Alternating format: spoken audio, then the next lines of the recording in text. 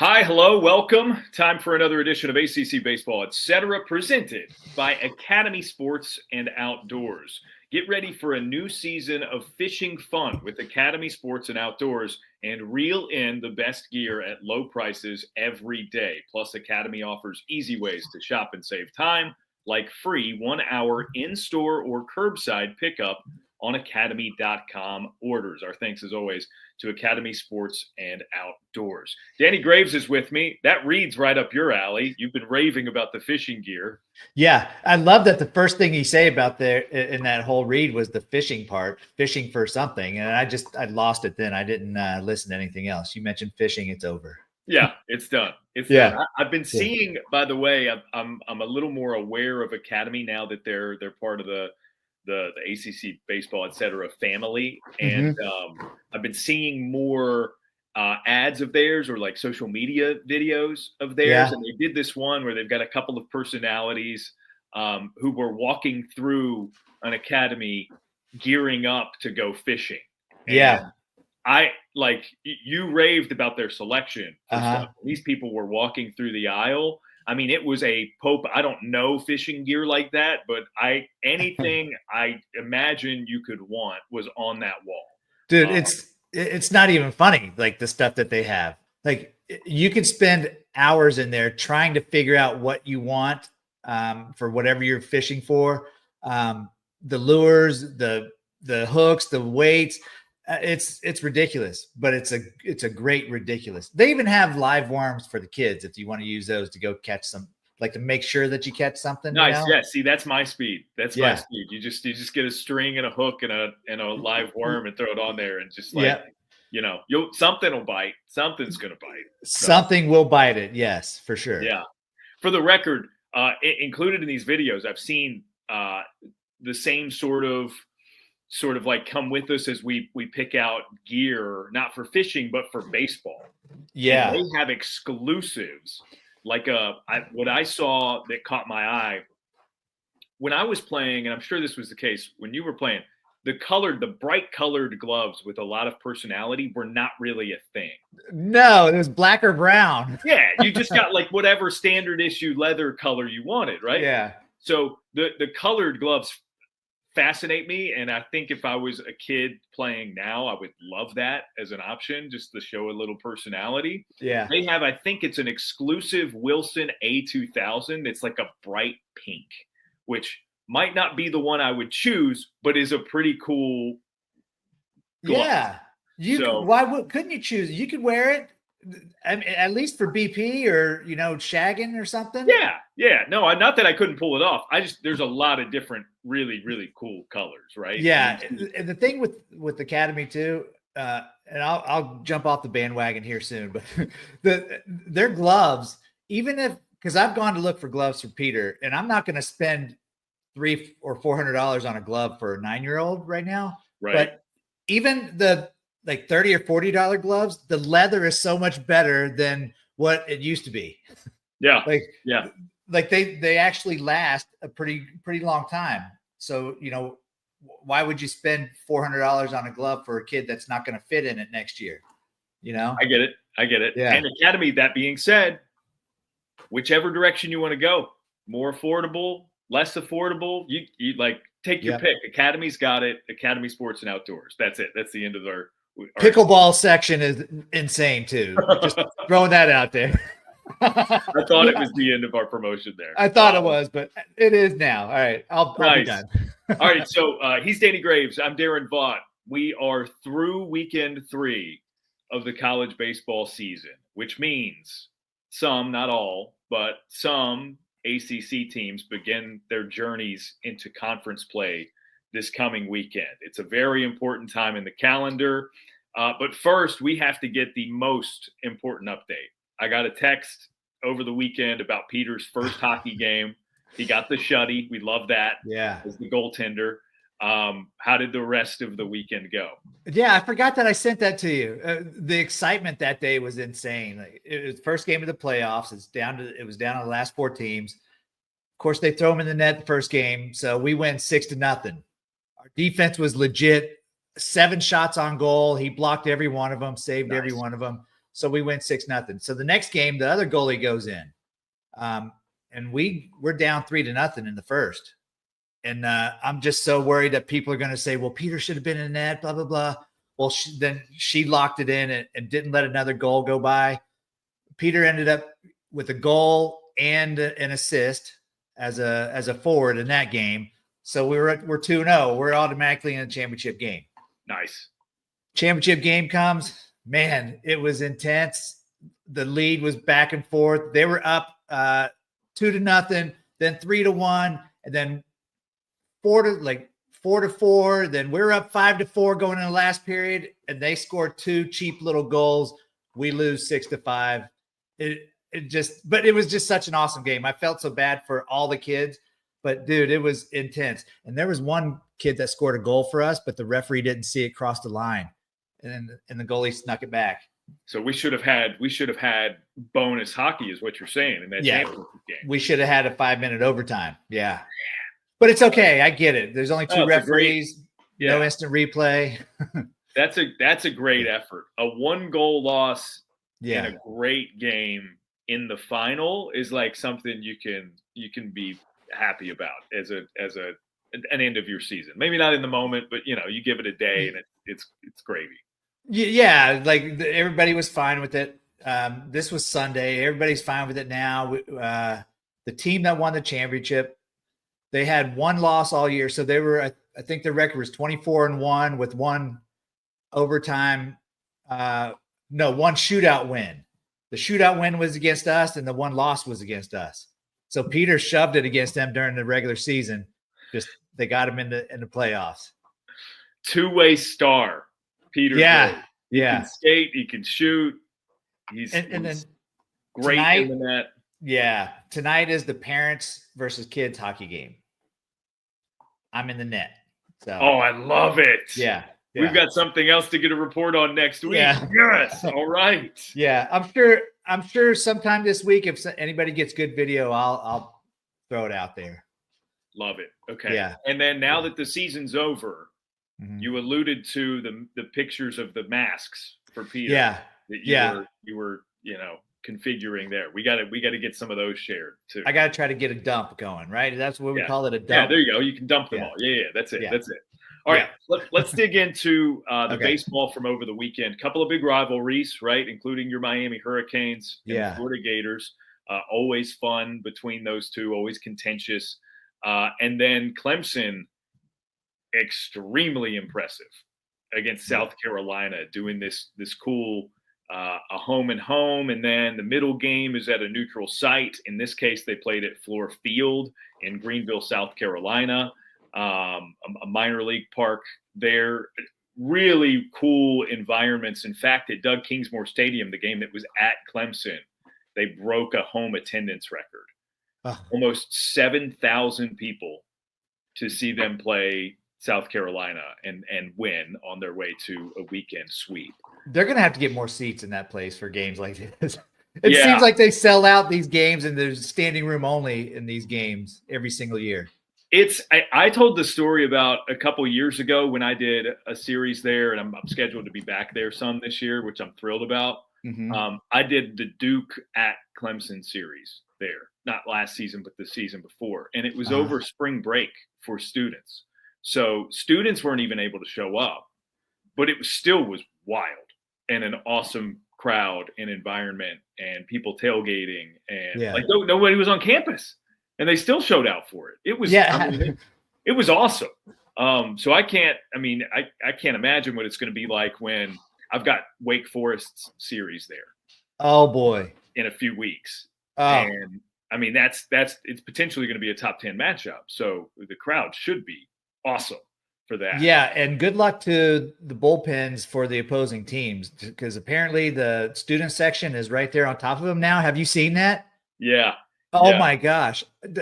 And I thought it was bad at like Fenway, where they're right behind you if you're warming up in the bullpen. This is like, they're right on these guys. Like, I don't know how you're going to warm up with screaming Clemson students yelling at you like the whole time. It's got to be insane. I'm glad you mentioned it because I did want to get into this with you. Was it Fenway the worst place to warm up? So I only warmed up at Fenway once, and it was my rookie year, so I don't really remember. I think I was just in too much awe that it was Fenway. Like I didn't care about what was around.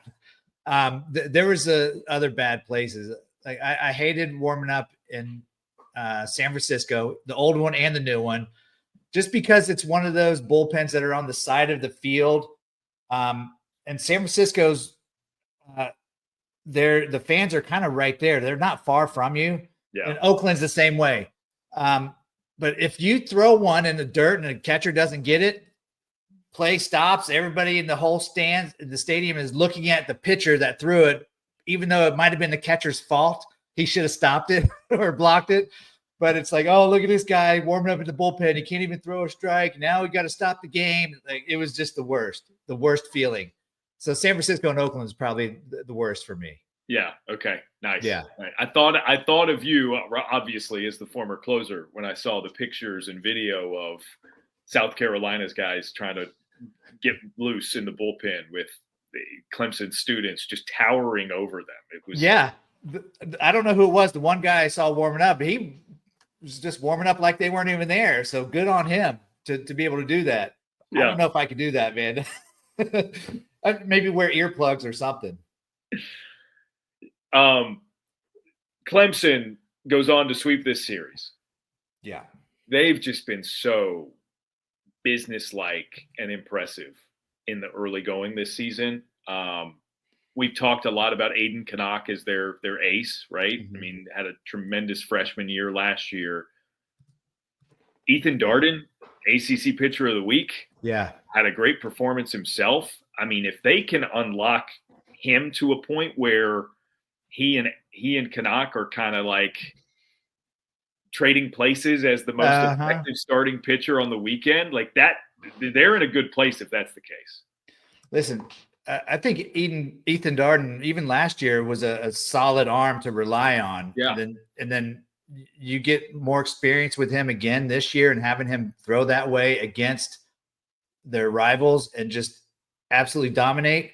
Yeah.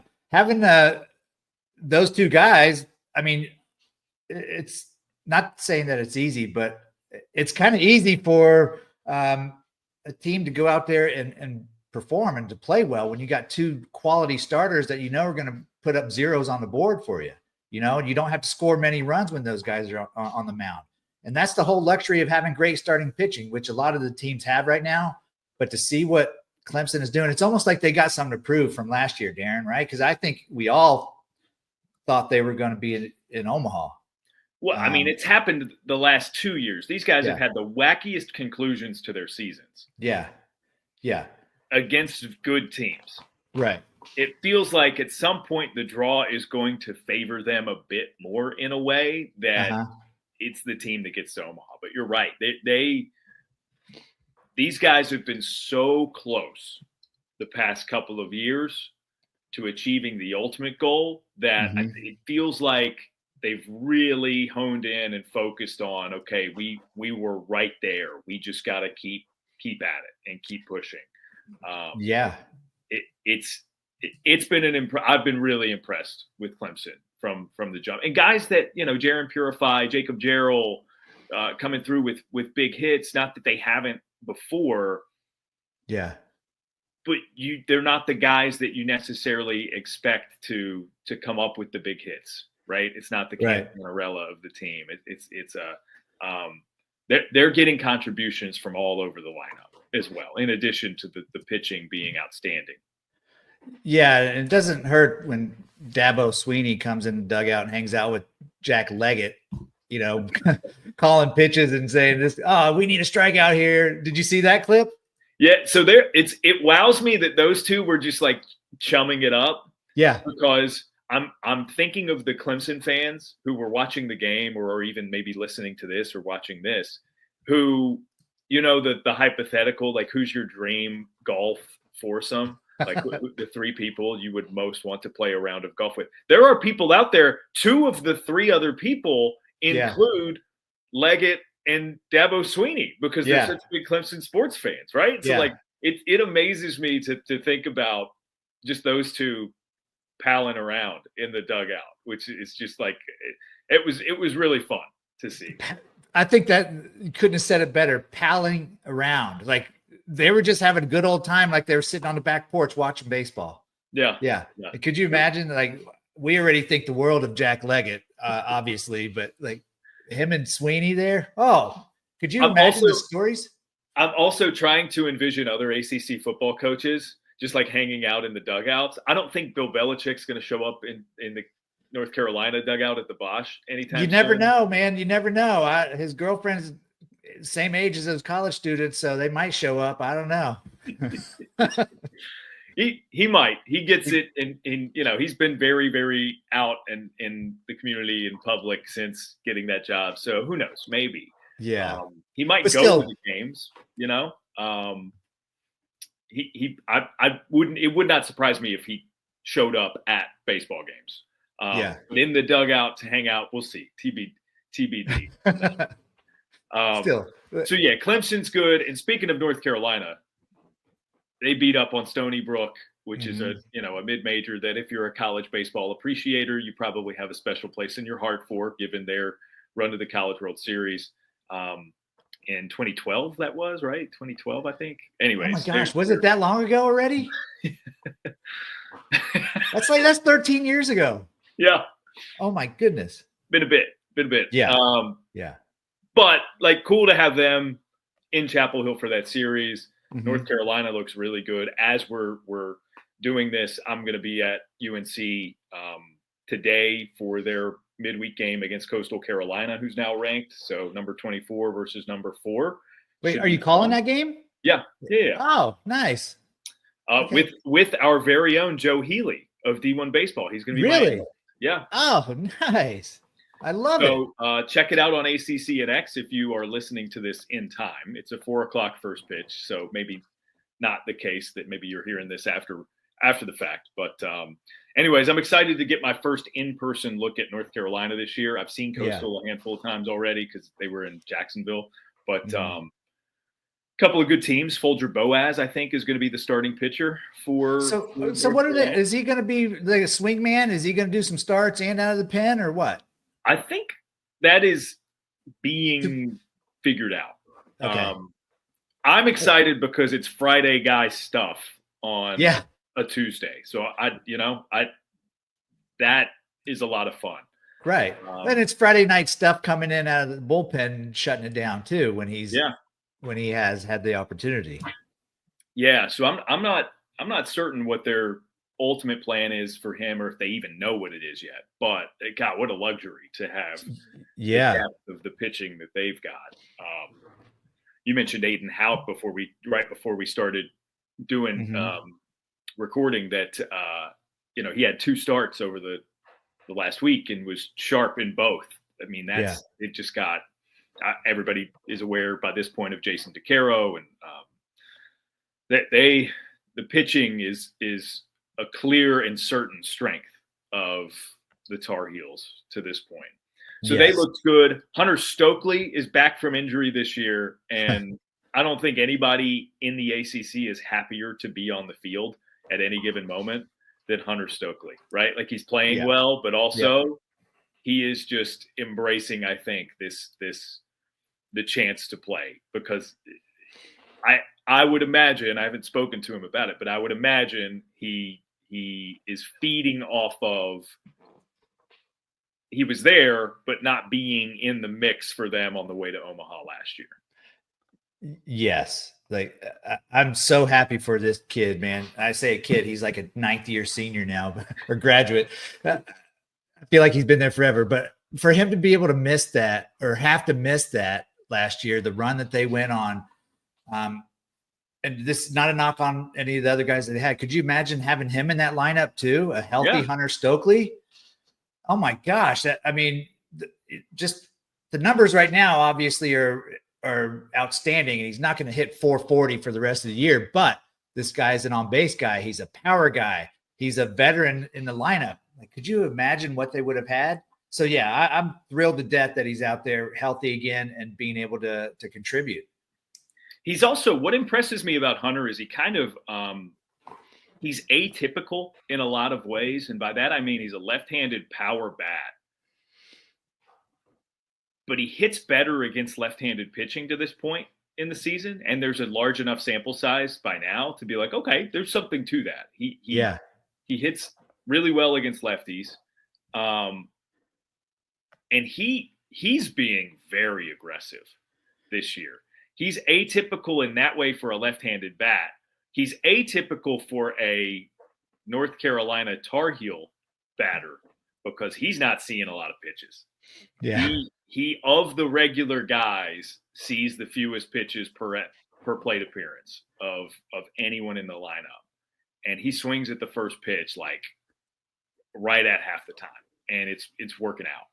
And he may change that approach at some point, but right now, if they're going to throw him something over the plate, why not jump on it? Yeah, that's just it. I think there's a savvy to that. It seems simple, but part of it is why not? And his experience kind of, he's leaning on that. You can tell just sort of intuitively. He's just going with it. And to this point, it's working. We'll see how it carries into ACC play as they welcome Stanford this weekend for their first conference set after this midweek against Coastal. They were supposed to play College of Charleston on Wednesday this week, so it would have been Coastal and Charleston on back-to-back days, but weather is supposed to be horrible on Wednesday, so they've already postponed the Charleston game. Love how they do that ahead of time. Yeah, right. Oh, it's always better when you do it ahead of time, right? Yeah. Oh, if it was Major League Baseball, it wouldn't be done because they need to sell some beer and hot dogs before they cancel it. Get people in-house before you just put a wrap on it. Yeah, 95% chance of rain, whatever. It doesn't matter. Yeah, show up anyways. Yeah. But yeah, with Stokely, I haven't seen the situations that he's been in at the plate to be so aggressive, but he's got 17 RBIs already on the year. So obviously there's a lot of runners in scoring position. So why not be aggressive? You can't expect to walk a guy in. I'm going to drive him in. And that approach, if it stays that way and it continues to work, awesome. But he's also a guy that's been around for a long time, like we said before, so he'll adjust. Yeah. Yeah. Cool to see him have the season that he's having to this point, just because again, he's such a personality piece, even to last year's team. After he got hurt, he had that hand injury from early in the season and basically missed the entire year. But he was still around and still present. And he's a big part of that team. And it's nice to see that that's coming to fruition in terms of the numbers and the production and the lineup so far this year. Yeah, definitely. Love it. Miami got a game from Florida. That's against the top 10 Florida team. I think a lot of people deemed the disparity between those two greater than maybe it normally is in this rivalry. But they were competitive. I'm not discouraged by a couple of losses to Florida. No, that game 2 loss, I'm looking at the box score right now. Griffin Hughes was excellent. 5 innings and 2 earned runs with 10 punch outs. But unfortunately, who Florida ran out there, they kind of had a bullpen day, a lot of guys throwing, and shut this offense down until, scrambling for a few runs at the end of the game. But it was still competitive. They were still, they didn't look terrible, against a top 10 team in the country. So I'm still pleased, even with the losing 2 out of 3. I'm pleased with what Miami has done. Yeah. You mentioned Hughes. He's a piece of this. I'm so interested to see what they do when conference play starts, because we've talked about the new look to the entire roster for them. They do have some pieces. Dorian Gonzalez Jr. is a veteran guy who's there and is not part of all the newness, but his senior, I played with his dad at Miami. Yeah. But Max Galvin has been a big piece for them. We talked about Jake Ogden last week, Bobby Marsh. Yeah. I really like Derek Williams from Wichita as part of their transfer class. It's just Brian Walters has been excellent and he had some runs given up in their win yesterday, but that's a huge piece for them. I just I really like the mix. I think they're going to be. I don't know that I have a guarantee of what they're going to be, right? Like I'm not prepared to say they're a top third of the league team or whatever, but I just think that they're going to be interesting, and I'm fascinated to see what they are come time for conference play and how it fleshes out for them. Yeah. Cuvée got his first homer, I think, this weekend of the year. So if he gets hot, I mean, and he's going to, like, he's going to at some point. Yeah. So but interesting is a good word. Interesting is a good word because they're not going to crap all over themselves, and they're probably not going to dominate. So it's like, yeah. I think they're maybe the most interesting team in the ACC because we've started to get a feel for what they are as a team, but I feel like we have less of an idea about them than we do other sort of established teams. They're a little bit more like they were last year, and so on. So they're a team that I'm most excited to see get into league play and get into the meat of the schedule, and just in the same way that it was exciting to see them play Florida and be fine, be competitive, not win every not get blown out, right? exactly. There's that Georgia Tech. I'll move to them next. Western Michigan. These are kind of like the final tune-up series before conference play, or a week prior to conference play in some cases now, because not everybody's starting against ACC teams this weekend. But they got career high strikeout numbers out of all three starting pitchers this weekend. Yeah. And we talked last week about the Yellow Jackets bullpen. What's going on with Georgia Tech? What's going on with maybe because there's a series called Yellow Jackets, right? That's out. I don't watch it because it looks creepy, but maybe it's inspiring this Georgia Tech team because 2 weeks in a row, Darren, we're talking about their pitching. That's never happened in college baseball history. It's certainly not happened in ACC Baseball Etc history. Right. Right. Which is sizable now, right? Like we're in year 3 of doing this thing. It's just it bodes well for them. And Drew Burris continues to rake. The rest of the lineup is good. We've talked about it. They're Georgia Tech. They're gonna hit. It's looking good for Georgia Tech. Yeah. Just suffice it to say, it is looking good, and they're always going to hit no matter what. It's a big positive for them. Virginia with a big bounce back. They got a few wins over Dartmouth. Felt like maybe a good time for that kind of a reset for them. Not that they've been playing poorly, but they've absorbed some losses recently because the competition and the fields of these tournaments that they've played in have just been so competitive. Yes. Losing to top 10 teams, top 15 teams is not a bad thing at this point in the season. It's not, but like you said, this is perfect timing because you don't want to be a player on that team that you know how good you are, but you're not winning right now, even though it's against top 10 teams. The whole mindset of, are we really that good?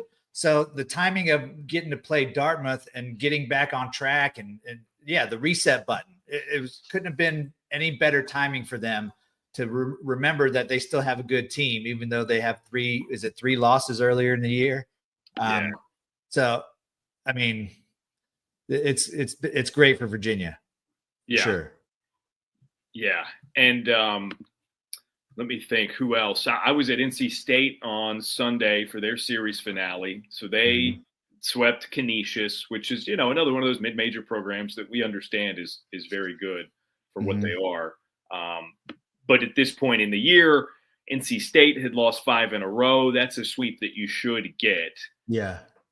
However, it was made pretty interesting by Canisius on day 2. They hit a 3-run home run in the top of the 9th to tie it. and Jacob Duden gave that up. So then it required a walk-off hit that actually was video reviewed, and there was this whole hubbub about it. It was the most anticlimactic walk-off ever because, the initial call at the plate was out, and then they went back and reversed it, and he was safe. So then they were like spraying water on Matt Austin-Ford, who got the hit, and that sort of thing. But they got great starting pitching performances. Ryan Marone is who I saw on Sunday, and I've seen 2 of his 3 starts now this year. I'm so impressed with him as a left-hander. He's not going to burn you up. He's up to 92. I think maybe he'll bump 93 occasionally with the fastball. There's so much pitchability there. I don't know how often you saw him last year, but he was a team best sub-4 ERA as a starter as a freshman. Yeah. And he works. And he works ahead. If he gets behind, he's super competitive in his plate appearances. It's a good mix of pitches. Like he'll strike you out with either the fastball, the slider, or the changeup. I've been really impressed with him. And if you're going to have a guy like that who's that steady on Sundays, I think it bodes really well for your team. Now, I think maybe there's a scenario in which he gets something of a promotion at some point this year. He's pitching so well. But Dom Fritton had a career high in strikeouts for NC State on Friday. Yeah. Again, against Canisius, we'll see how it looks in conference play. But it's okay. Dom Fritton, we know what Dom Fritton is. Like he's solid. Like regardless of whoever he's playing, he's going out there and he's going to be a solid guy that's you're going to count on to go deeper into the games. Yeah.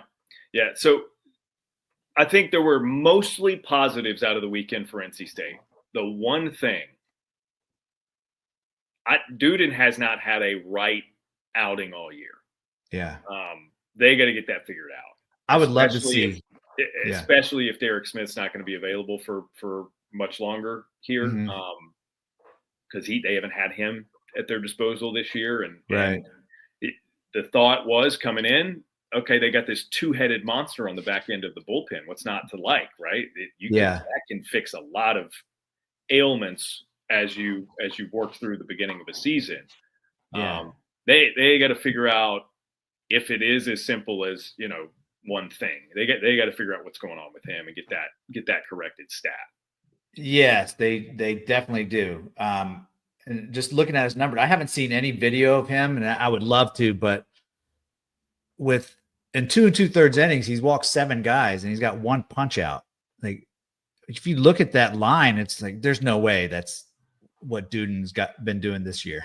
Yeah, but maybe that's your homework for next week. I'd love to if you just like kind of dug through some video and told us what you see. I would love to.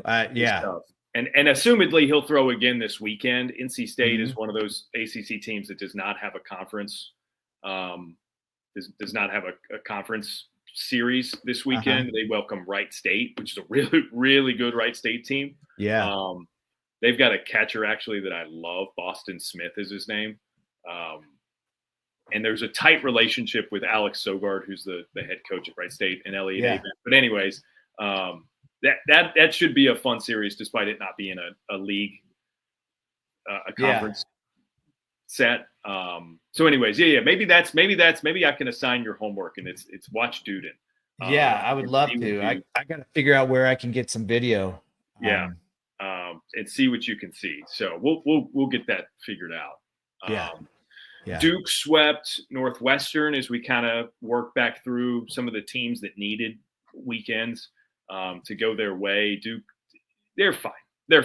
Like Ben Miller had a big weekend. That's what's fine. I'm glad you said that. That's what makes me relax a little bit about Duke's offense, because Ben Miller, if he doesn't hit, they're going to be in trouble. Yeah, and we said it last week. Like he's not going to hit 200 for a season. AJ Grossi is not going to hit 200 for a season. They're going to be fine, and not quite to the same degree that it's been for Virginia, but their losses have been for the most part against good teams. who I think are going to be at least contending for spots in regionals. So I'm not ready to end Duke's season by any means. No, you had them as one of my, if the ACC gets 4 into Omaha again, they were one of my 4, right? So it's still early, dude. Yeah, it's way too early for that. Way too early. My take on that is obviously the pitching isn't what they want it to be right now, but I don't know how many times I've said this, but Coach Pollard is a master at manipulating this bullpen a certain way to get guys to perform in certain situations where the matchups, if he has to go bullpen days, he'll go bullpen days to get a win. And I don't think anybody does it better than Coach Pollard does. At least, in the last few years, he's done it the best. Yeah, they've really done well to figure out, okay, like stylistically what they can get away with, and a lot of the personnel that they are currently using goes back to that season a couple of years ago where it was all hands on deck. Jonathan Santucci got hurt. They're like, basically, we have no starting pitchers. You sometimes will start, you sometimes will not, right? Everybody's just got to do their part and do a job, and we're gonna get through it, and they did. So like they know what they're doing. Yes. And again, they dropped out of our D1 rankings from 17th. But that's largely because 2 of the losses in the midweek that they suffered prior to beating Northwestern. Again, they're going to be fine. They're going to be totally fine. Well, at the end of the season, nobody's going to look back at week 4 and see where they were ranked, right? Like, I don't think it matters to Duke or whatever week we're in right now. I don't even know what week of the season this is, but I guess my point is, probably to them, it doesn't matter if they're ranked or not. Some teams need that number in front of their name, but I don't think Coach Pollard really cares what the rank is at this point in the season. Yeah. Or what the rank not is. Right. Let's see. Important ones that we have not mentioned. Florida State continues to dominate. They with North Carolina are the 2 undefeated teams left in the ACC. That run ended for Stanford this weekend. Xavier actually got 2 of 3 from Stanford. 3 in a row over Georgetown for Florida State. They won at Jacksonville earlier in the week as part of the full week there. They're just, look, man, they're really good. They're starting to unlock some of these younger dudes in the lineup. I saw Miles Bailey with some big mammo swings. That's what he does. That's what he's capable of. Yeah. We saw again in previous weeks, Hunter Carnes, the freshman. That's a really talented player. And I think they reloaded in the lineup in ways that maybe we didn't expect them to. We knew the pitching, right, with Jamie Arnold, Cam Leiter, the rest of the staff, obviously. We knew the pitching was going to be great. They lost a lot offensively, but they did a pretty decent job of replacing it in the aggregate. I mean, they're not scoring 25 runs in games or anything, but they don't need to with this pitching. Yeah, I mean, dude, 3 games against Georgetown, they gave up 7 runs total. They've had 1 game where they've given up more than 3 runs, and it was the midweek against Jacksonville. Wow, 1 game. Yeah. They're just not going to give up a lot of runs. And so it's not going to require a lot of offense. And sometimes they're going to explode, right? They scored. I mean, they scored 11 in a game over the weekend. They put up 24 in game 1 against Penn a couple weeks ago. They can have some bursts. They just don't really need them. So they're so good. North Carolina is number 4. Florida State is number 6. Like, those are the 2. Those, and we mentioned Clemson. To me, those 3 are the class of the ACC right now. And there's a second tier where, I still think Virginia has an incredible roster. Like they're very, very good. They could easily work their way up into that top tier, and then boom, maybe that's our 4. But it's those 3 right now, for sure. Hands down. Yeah. And Wake Forest hit a little bump in the road, but they're still a very good team too. I think they could be really good. Yeah. I was there Friday and Saturday. Mm-hmm. So their first games against Princeton and Maryland, and they played 2 each against those 2. They lost 1 to both. Uh-huh. Princeton, by the way, I'm just gonna Wake eked out a win 3-1 on Friday, which against Princeton, it might, you might raise an eyebrow. Princeton's got a starting pitcher named Sean Episcope, which is the most Ivy League pitcher name ever. Yeah. I mean, averages 95 with his fastball. To that point, had the highest chase rate of any pitcher in college baseball. He's legit. Yeah. Legit. And he shut down Wake Forest in a way that teams aren't really going to be able to do for stretches. But it was a good test because Wake Forest got to him when they needed to, and that's an ACC type arm. I joked with Larry Sorensen on the broadcast. I was like, man, I can't wait for Sean Episcope to be a grad transfer ace at Duke. Totally. Right? Like that's exactly what I was going to say. Yeah. Yep. That Episcope is going to bring his name, Ivy League name, to the ACC at some point. Yeah. So like you might have just seen the score for Wake Forest against Princeton. Just know, like Princeton's a really they're going to do some damage in the Ivy League, and Episcope, they might not lose a league game with him starting. So that's one. Maryland, I'm going to say this, and it's going to sound bananas because I've seen some really good teams already this season. That is the most physical lineup I've seen in college baseball. Like huge guys or what? Everything they hit is scorched, Danny. I'm telling you, man. And that was so they've got the Hakopian brothers. This is non-ACC talk, but, I think people will appreciate this. Yeah. The Hakopian brothers are kind of the 2 stars of Maryland's team. Well, Chris, the younger brother, whose numbers have been better than older brother Eddie's to this point in the year, tweaked his back, I think it was, in their earlier game that day. So he sat out, or maybe it was in Friday's game. So he sat out against Wake Forest. And without him, man, they still hit everything hard. They were a tough out.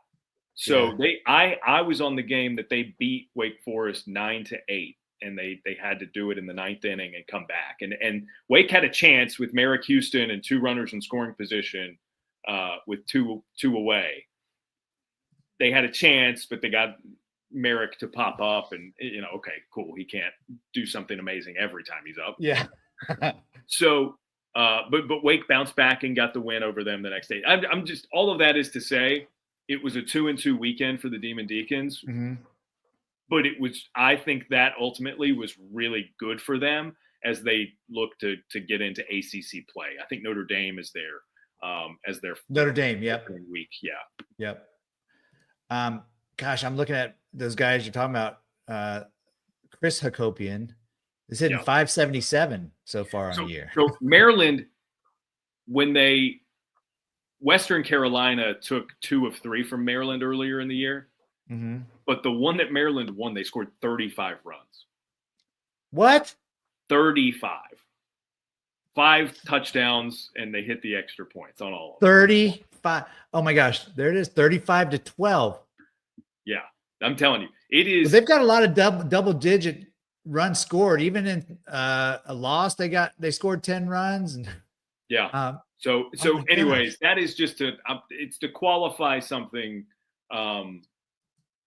in the 2-2 weekend for Wake Forest. I think Wake Forest is going to be fine. They actually, it sounds like, are going to get some of the highly touted freshman arms this week. I think Chris Lavonis is scheduled to start their Tuesday game.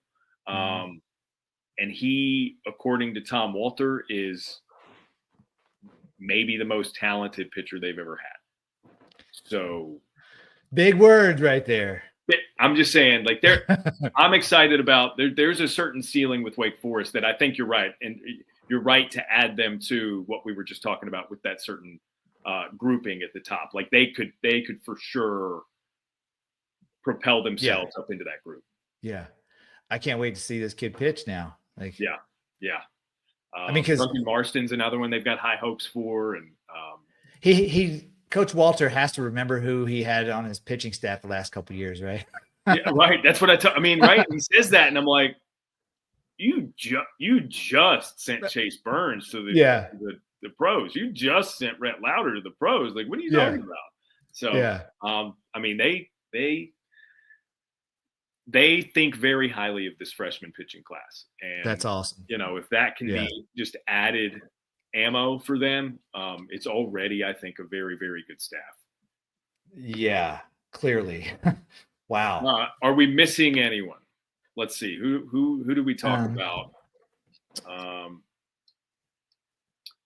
Duke, Virginia, Clemson, Virginia Tech with a good showing at the Keith LeClaire Classic in Greenville at ECU. No, everybody else is just kind of lurking, right? Like, I think Louisville is probably the one that we didn't mention that I still have high hopes for, and think they're going to be good once we get into conference play. But admittedly, I haven't seen as much of them in the past couple of weeks. Right. Shout out Cal. Did I mention program record 8 home runs in a game against Santa Clara? How does that happen? That's pretty great. That's pretty awesome. Yeah. I'm really excited. I've got Cal at Duke for their ACC opener. First ACC game in Cal Golden Cal Bears history. When is that? When do you have that? Friday. Oh, okay. Friday, 4:00, ACC NX. So yeah, dude, we got to throw out all of your games on here. Like, forget the shameless plug. I need to know. The people need to know. Okay. Like, yes, we got. All right, well, this week. Okay, so this week, Tuesday, as we're recording this, same day. Yep. 4:00 Eastern, ACC NX, Coastal, number 24 in the country, at number 4, North Carolina in the country. Mm-hmm. Friday, opening night of ACC play, Cal at Duke, 4:00 on ACC NX as well. So there you go. I'll do this. Friday at 4, huh? That's a early Friday game. Yeah. Gosh, they're making sure Cal doesn't get any extra rest, huh?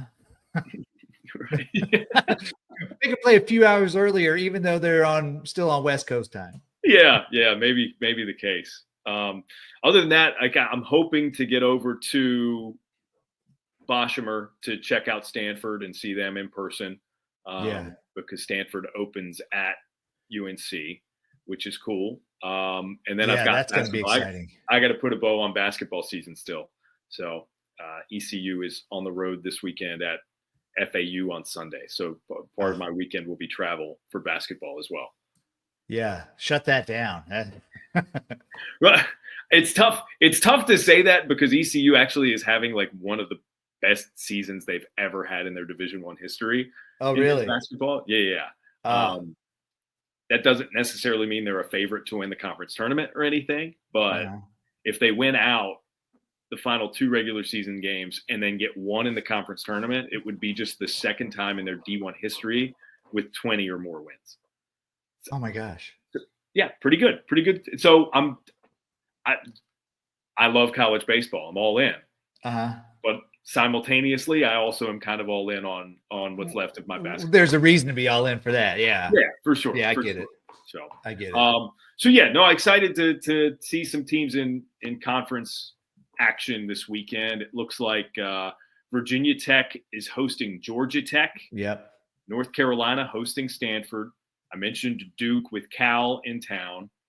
2 more. Wake Forest has Notre Dame, which we mentioned, and then Boston College is at Virginia this weekend. Yep. Those are the conference series happening.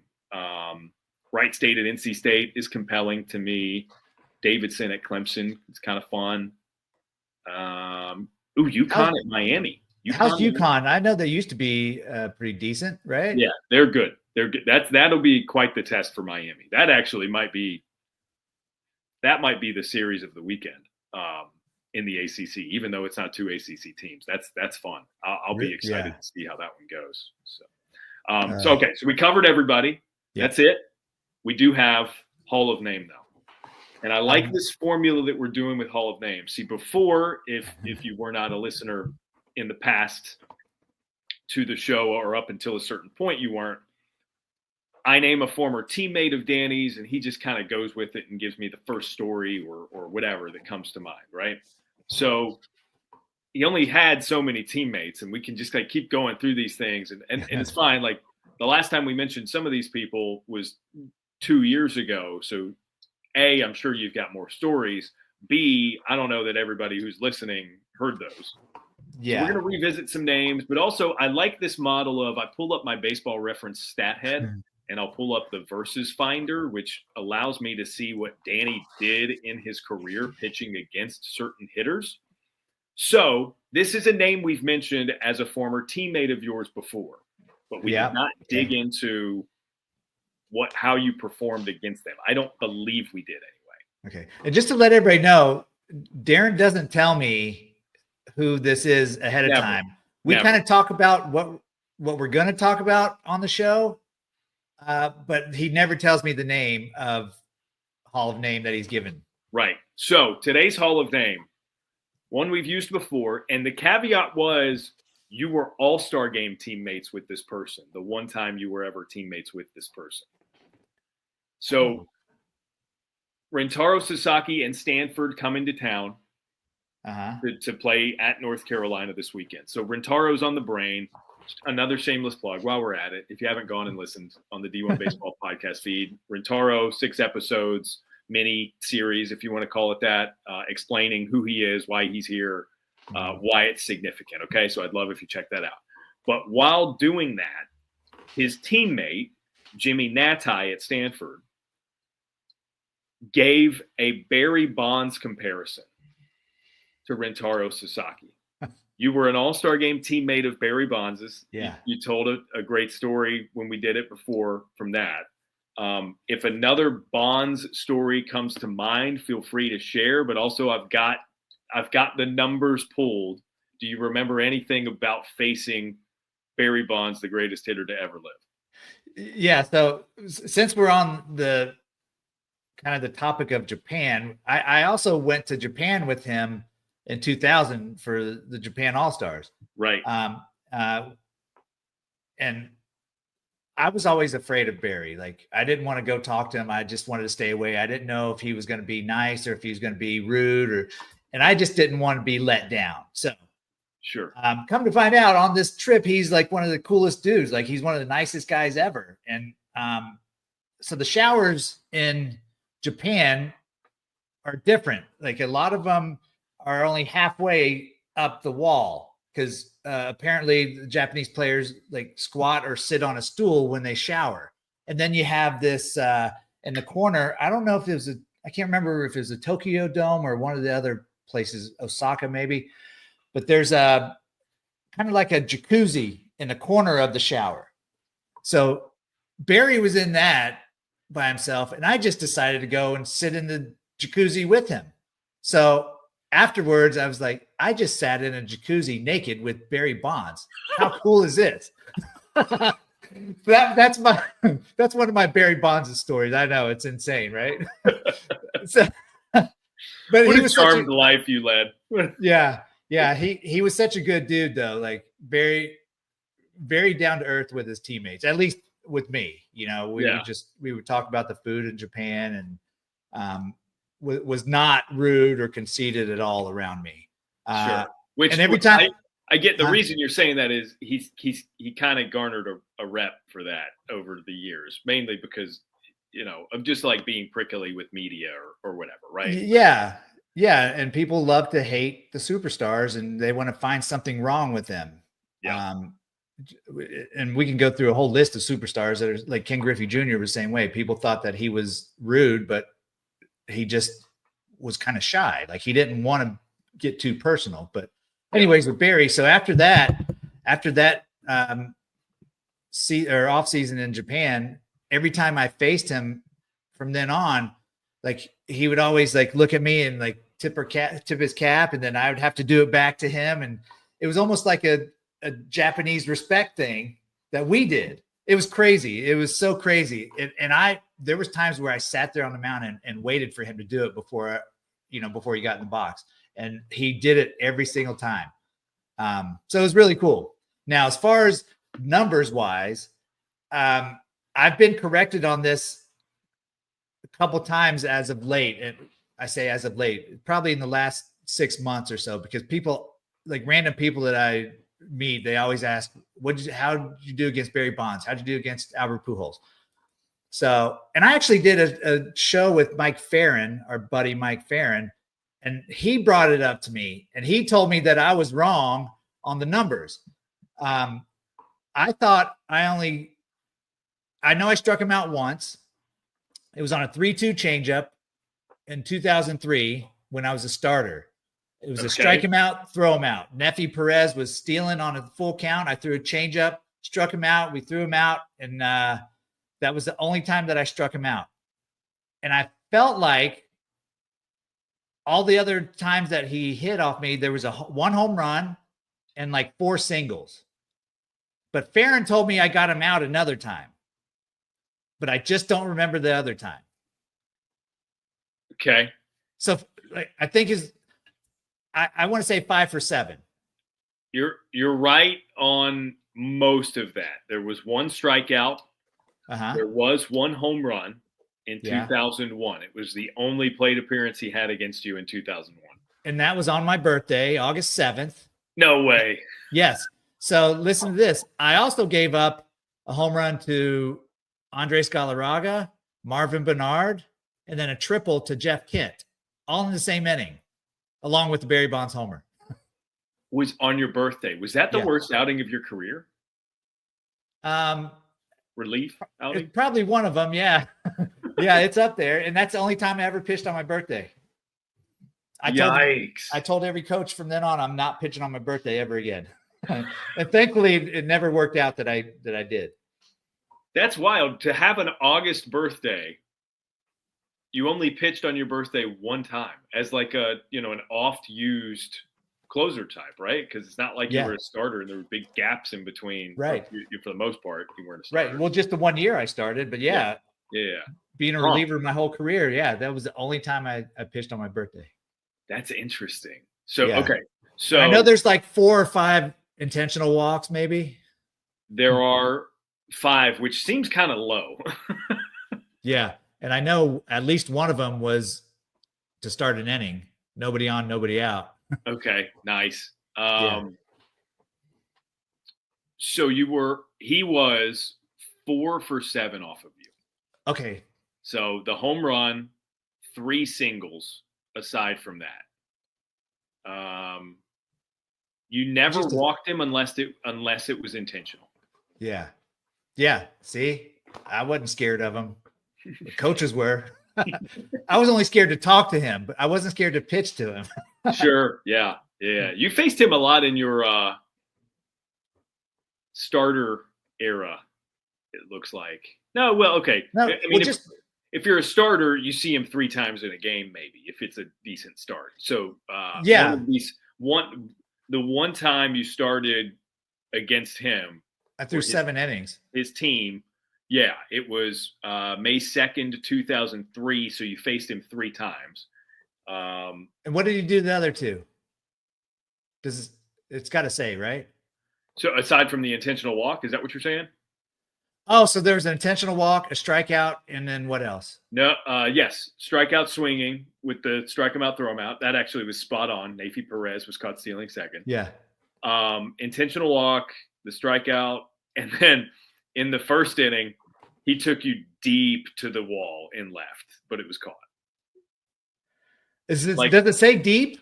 Yes, it says deep LF line.